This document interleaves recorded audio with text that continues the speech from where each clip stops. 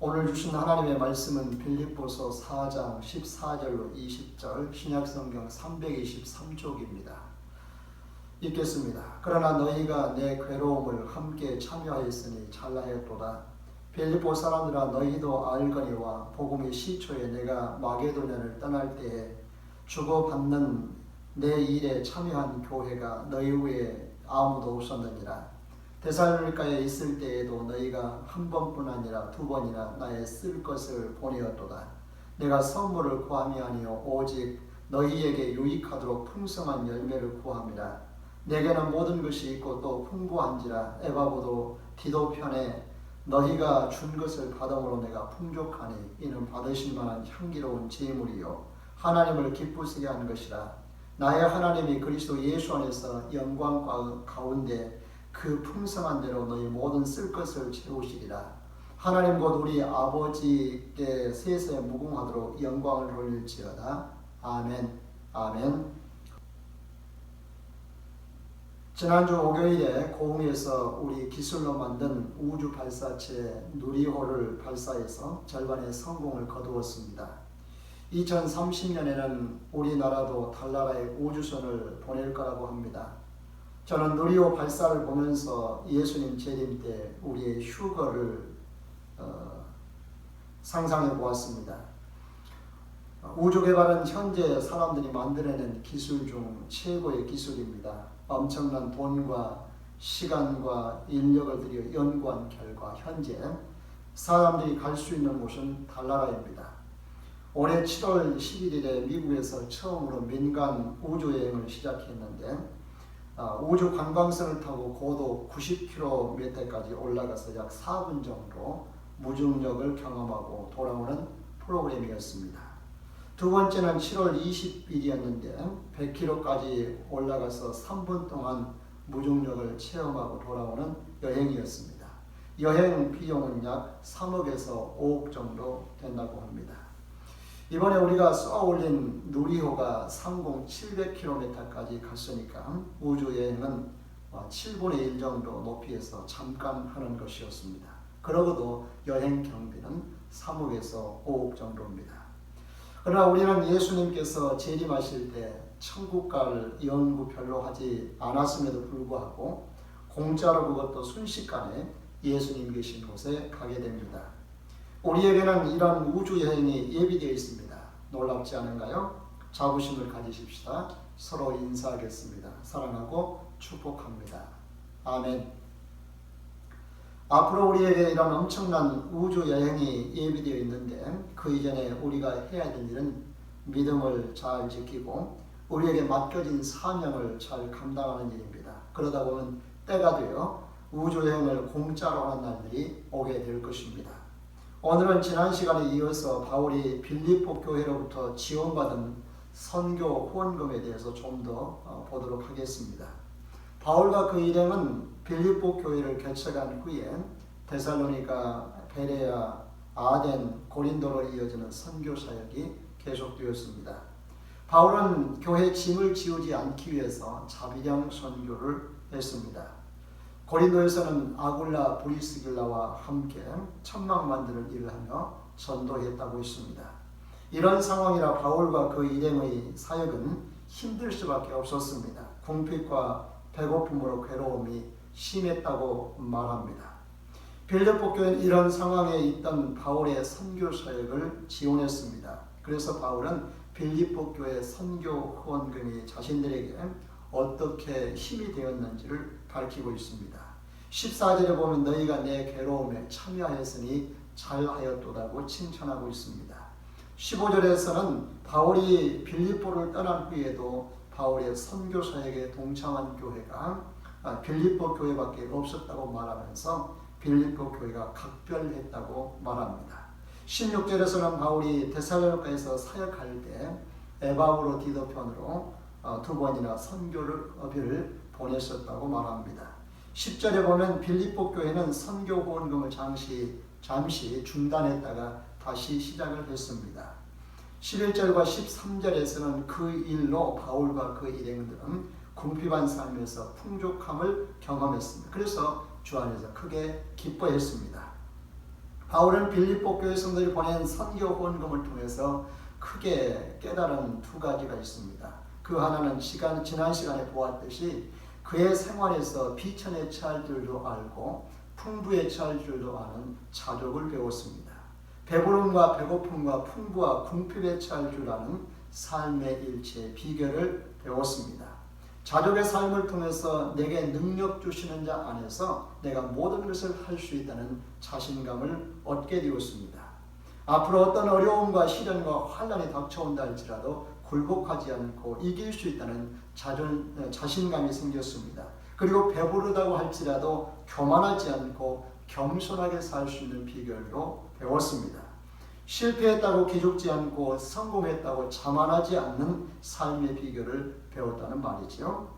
이런 삶이야말로 그리스도인에게 있어서 최고의 성숙하고 멋진 삶인 줄로 믿습니다. 우리 목포 그린교회 속한 모든 성도들의 삶이 이런 멋진 삶이었으면 좋겠습니다. 아멘.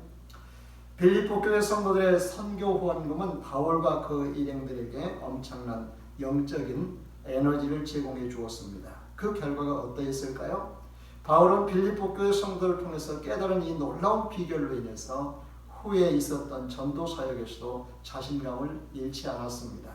고린도후서 6장 8절로 10절을 같이 읽겠습니다.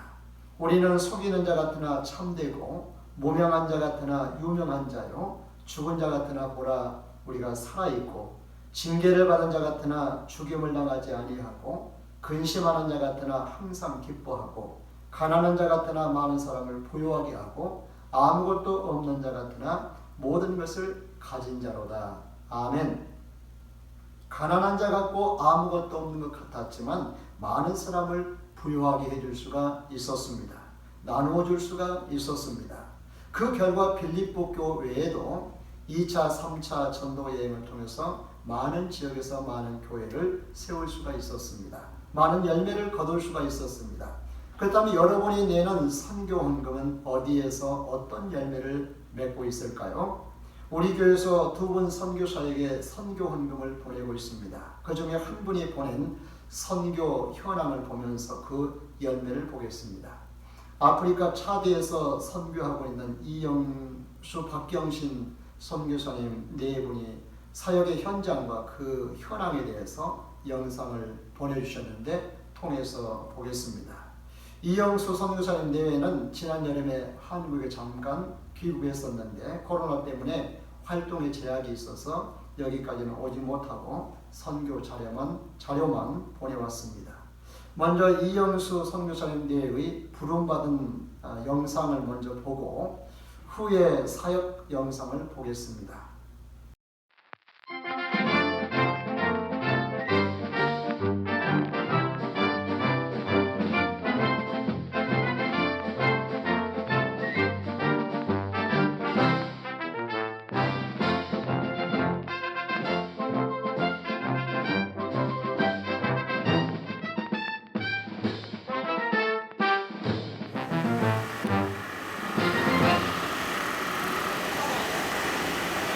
사하라 사막의 확장으로 국토의 절반이 이미 사막화되어가는 나라.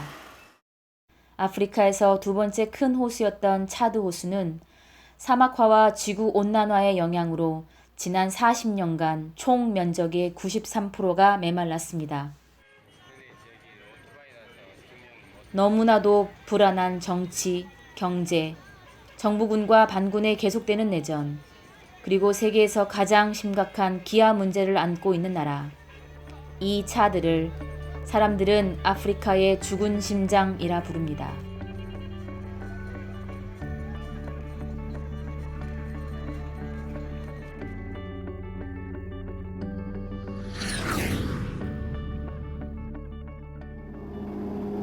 이렇듯 차드는 잊혀진 땅이자 생명력이 희미해져 가는 듯한 나라입니다. 그러나 주님은 차드를 바라보십니다.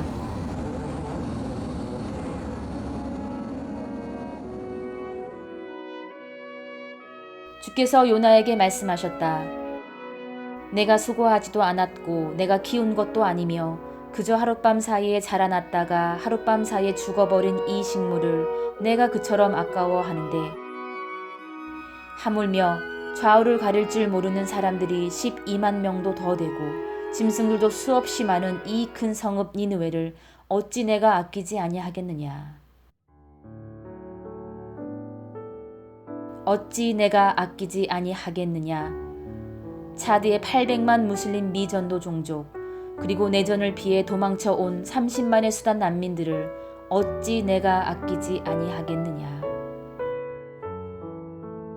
잃어버린 영혼들을 향해 안타까워하시는 주님의 마음, 복음을 들어야 할 수많은 미전도 종족이 있는 그곳을 향한 당신의 마음을 우리에게 주셨습니다.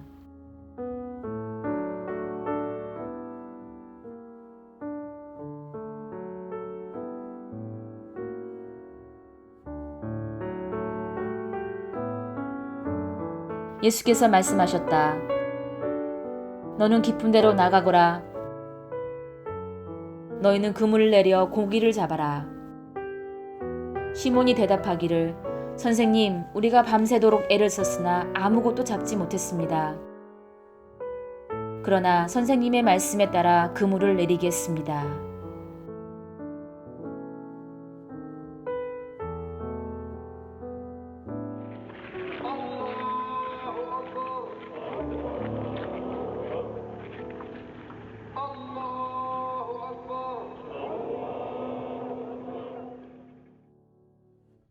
이제 우리는 베드로와 같은 고백을 합니다. 수단과 이집트에서 흘렸던 땀과 눈물은 흥건했습니다. 열악한 환경에서 살아나야 했던 시간들은 외롭고 고달팠습니다.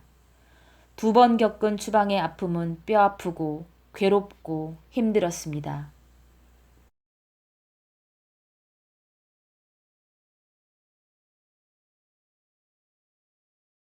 그러나 다시 한번 주의 말씀을 의지하여 주님의 말씀에 따라 깊은 데로 나아가 그물을 내리겠습니다.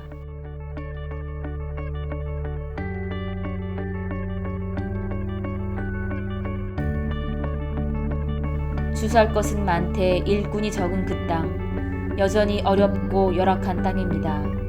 우리의 안락함을 내려놓고 겸손함으로 나아갈 때 하나님의 나라가 차드 땅에서도 이루어지길 소망합니다. 하늘나라 상급을 위한 이 여정에 함께할 여러분을 동역자로 초대합니다.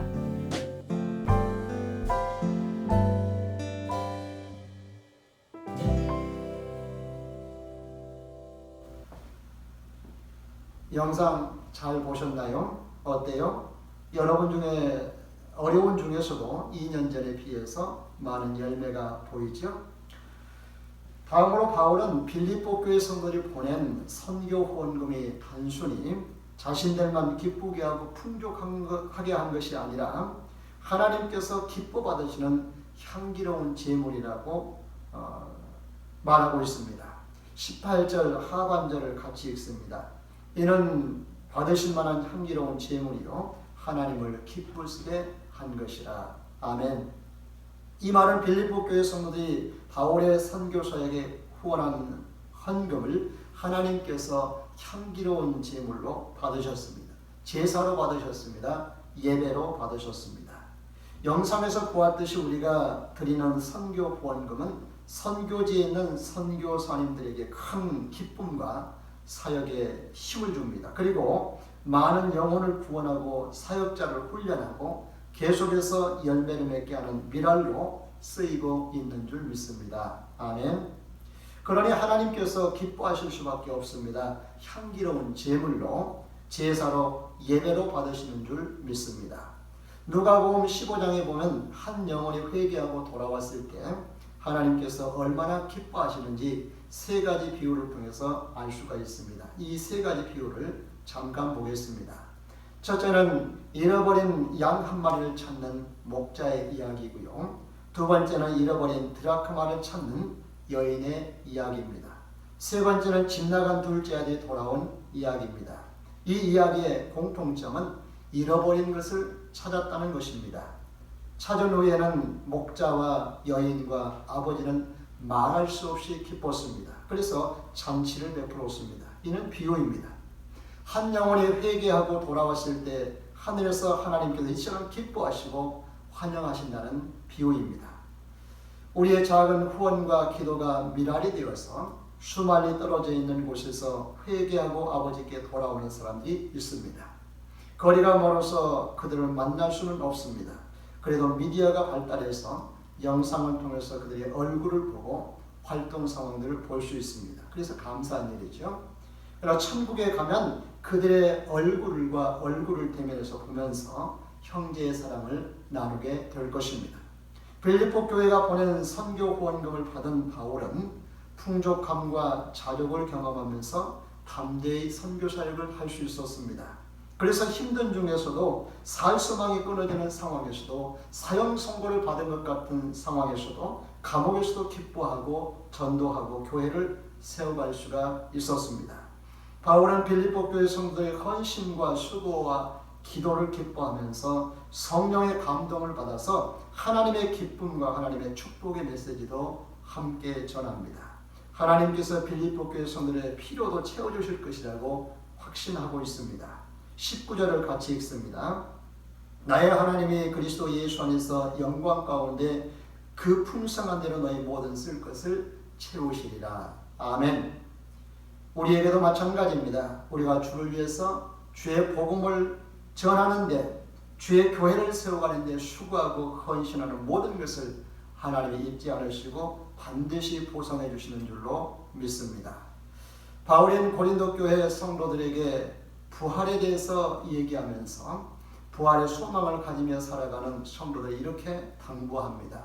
고린도 전서 15장 58절 같이 읽습니다. 그러므로 내 사랑하는 자들아 견실하며 흔들리지 말고 항상 주의 일에 더욱 힘쓰는 자들이 되라. 이는 너희 수고가 주 안에서 헛되지 않은 줄 아니라. 우리가 주의 일에 더욱 힘쓸 때 하나님은 우리의 수고가 주 안에서 헛되지 않도록 이 세상에서도 하나님 나라에서도 반드시 갚으시는 줄 믿습니다. 이는 예수님께서 제자들에게 약속한 것이기도 합니다. 베드로가 예수님께 묻습니다. 마태복음 20장 27절입니다. 같이 읽습니다.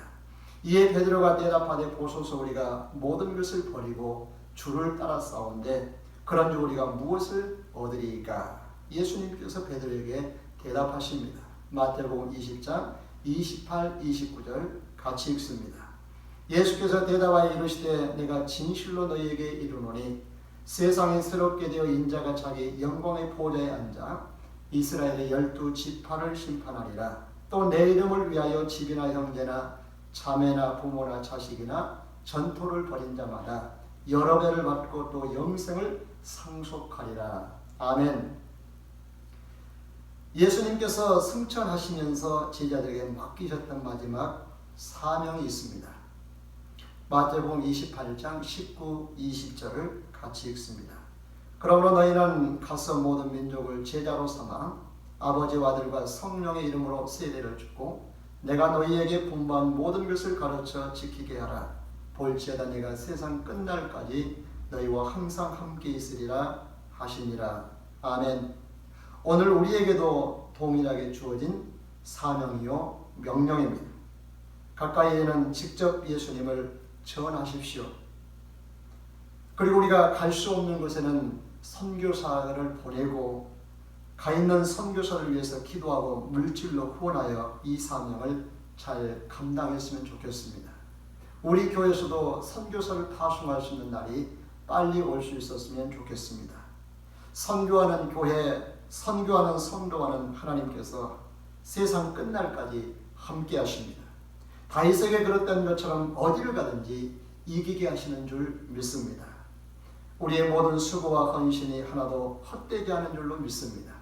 이 한 주간도 선교 사역하는 자들 위해서 관심을 가지고 기도하시고 우리가 선교에 더 많은 관심을 가지고 후원할 수 있었으면 좋겠습니다. 기도하겠습니다. 영광의 아버지 하나님 참으로 감사합니다. 이 시간도 우리에게 하나님의 귀한 말씀을 나누게 하시고 특별히 귀한 선교사님의 선교사역을 공유할 수 있는 귀한 시간 주심을 감사합니다. 우리가 주님으로부터 받은 사명, 땅끝까지 이르러 나의 증인되라는 이 사명을 모든 성도들이 받았는데 여기에 순종해서 함께 이 사명을 감당하는 성도들 한 사람 한 사람을 통해서 많은 구원의 열매를 거두게 하시고 또한 저희들이 더 열심히 헌신하고 수고하고 또 협력함으로 또 기도함으로 더 많은 이들의 구원의 역사를 이룰 수 있도록 도와주시고 이 모든 수고가 헛되지 않도록 하나님께서 열매로 갚으실 줄로 믿습니다. 이 땅에 살아가는 성도의 삶의 모든 삶의 여정 가운데 함께 하시면서 축복하실 줄로 믿습니다. 몸된 교회와 그리고 성도들 한 사람 한 사람이 이 선교의 삶에 더 충성할 수 있도록 축복하옵소서. 예수님의 이름으로 기도하옵나이다. 아멘.